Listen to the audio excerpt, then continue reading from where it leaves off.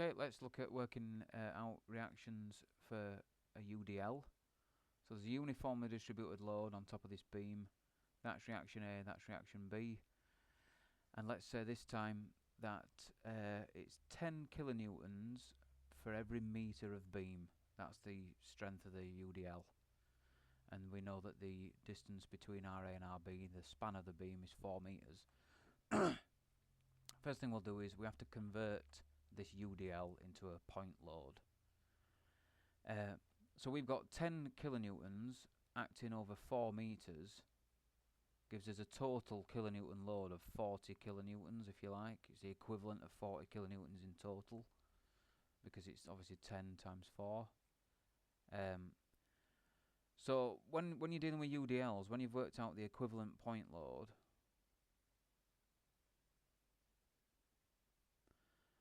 that always sits central to the UDL of 40 kilonewtons. So in our case, you'd then work out RA and RB quite easily, because that would be 2 metres and that would be 2 metres. You won't have to go through the clockwise equals anti-clockwise motion of the last video. You'd just know that RA equals 20 kilonewtons and RB equals 20 kilonewtons. And you do a check, up equals down. So up you've got 20 plus 20, and down you've got 10 times 4, because it's acting over 4 metres, so 40 equals 40, that checks. However, let's do something slightly more awkward then. So in this example, we've got a UDL, and it only runs for a part length of the beam. So that runs for 3 metres, but there's 4 metres between RA and RB. So that's more awkward. Again, we'll keep it as 10 kilonewtons per metre run. So in this case, we'll work out our equivalent point load. Oops. So our equivalent point load equals 10 times the 3 metres it acts over, which is 30 kilonewtons. And that's going to act centrally to that wiggly line. So that's 30 kilonewtons as an equivalent point load. So when it comes to working out shear and bending and all that, which we'll do later, fine, it's still a UDL then, but for working out RA and RB, you have to convert it into a point load. So that's acting centrally to there, which means it's 1.5 metres from there, and 1.5 metres from the other end there. But there's still a further metre to go there, because that's 3 metres and that's 4 metres in total. Consequently then, to work out RA, take moments at RB. So we've got our let's do it in another colour. So for RA, take moments at RB. So we've got our pivot here. So we've got RA, that's definitely going clockwise, and then this 30 going anti-clockwise. So clockwise equals anti-clockwise. We've got RA times by 4 metres, because it's 4 metres away from that pivot, balanced by the equivalent point load of 30, that's the whole reason why we worked it out, times by its distance from where it acts to that pivot point. So it's 1.5 add 1, so it's 2.5 metres away. So we've got RA times 4 is of course 4 RA, and it's balanced by 30 times 2.5, which of course is 75. So 4 RA is 75, so RA on its own must be 75 divided by 4.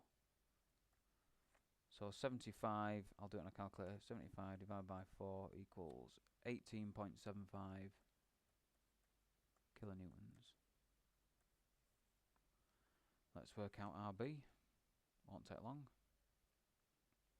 I'll do it over here, I'll do it in another colour, do it in green. So RB, take moments at RA, clockwise equals anti-clockwise. Alright, in this case, the pivot, take moments at RA, the pivot's over here. So I've got 30 coming clockwise, and RB itself going anti-clockwise. So I've got 30 times by its distance to the pivot, which is 1.5. balanced by RB times by its distance to the pivot, which is 4.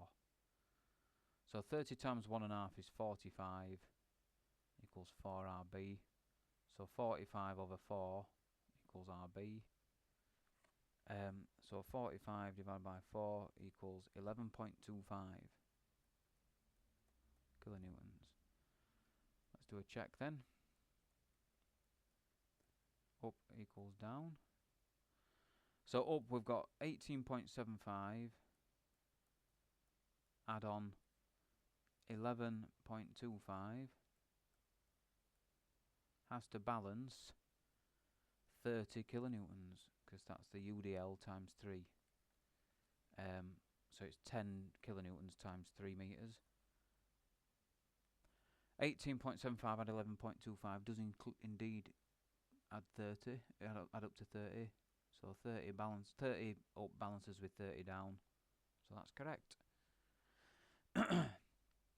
That's essentially the principle of it. Just convert your UDL and it'll always act in the middle of the UDL. So if you had a beam that was cantilevered and you had a UDL acting over a certain distance and a UDL acting over that distance, you'd just convert it. The UDL would, let's use another colour. This UDL would act here, this UDL would act here, but they'd both act exactly in the middle of the run of the UDL, if you like, and then you just work it out as if it was a regular point load calculation. And there you go. So that's working out reactions for UDLs.